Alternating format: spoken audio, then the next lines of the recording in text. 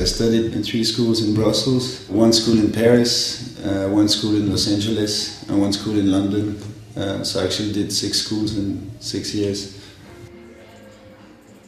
To study architecture is also mostly to study kind of urban conditions. One way to do it is to, or like one more practical way to do it is to actually live in different cities. My first teacher, Philippe Bonhon from Brussels, it was by far the most important person for me because he was a young architect teaching me my first class.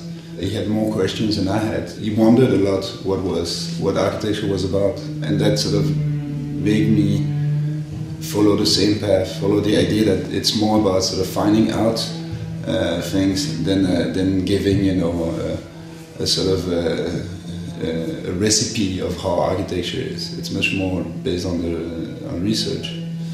So I mean, sometimes an idea, you know, doesn't need architecture actually.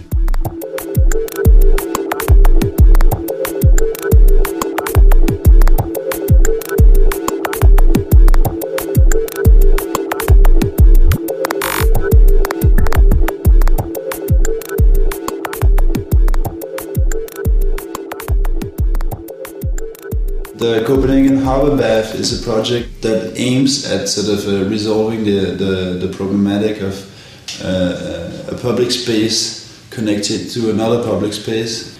People can come and go from the neighboring park. It's organized as a radial shape so that you can have only one lifeguard placed in the middle, and that lifeguard can actually overview all the different pools, which is sort of a combination of efficiency and architectural expression, in the sense that the shapes that are kind of coming out of it are quite specific but completely derived from this kind of very pragmatic demand of just the one lifeguard overviewing everything.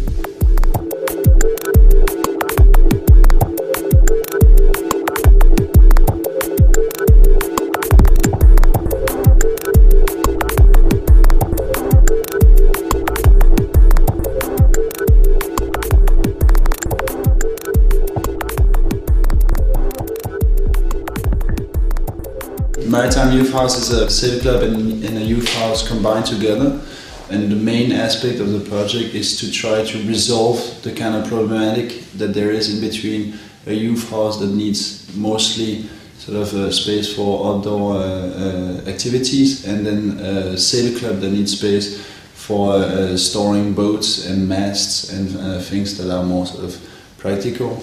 And the way the building is sort of resolving that issue is that we are using a wooden deck that leaves the entire site completely free for outdoor use and educational purposes for the kids, and lets the sail club utilize the underside of the deck for storing boats and all their equipment.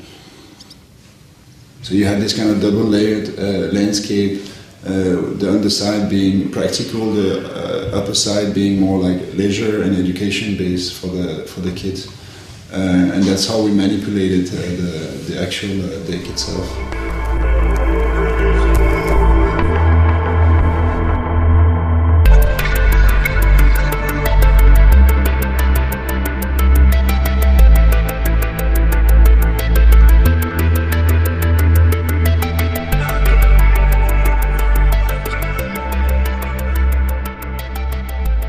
particularity of VM is that it's a complex that actually houses 76 different apartment types, which means that it's a very, very complex sort of three-dimensional Tetris of different living conditions.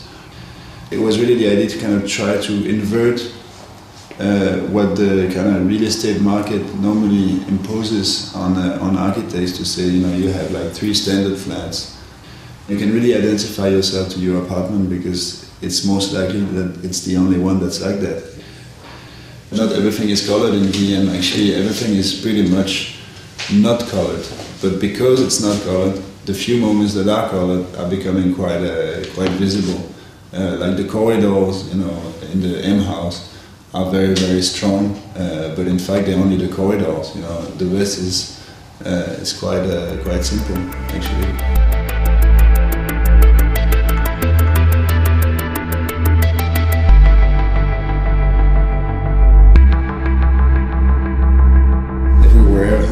Where you can go, there is architecture, even if it's a path in the desert.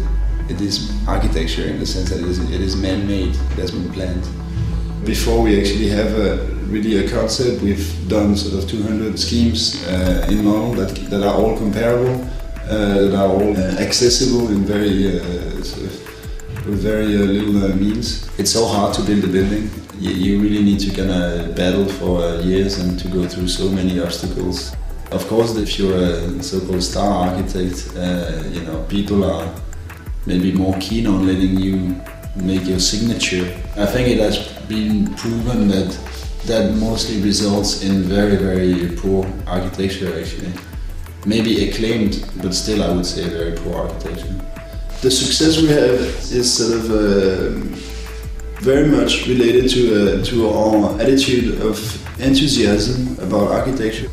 What I would tell my client is mostly that he's not my client, but he's my partner. If he has no desires, I mean, I won't have desires either. It's almost like in a selfish way, when I do something, I wonder sort of, would I really want to do that? I mean, would I want to have that?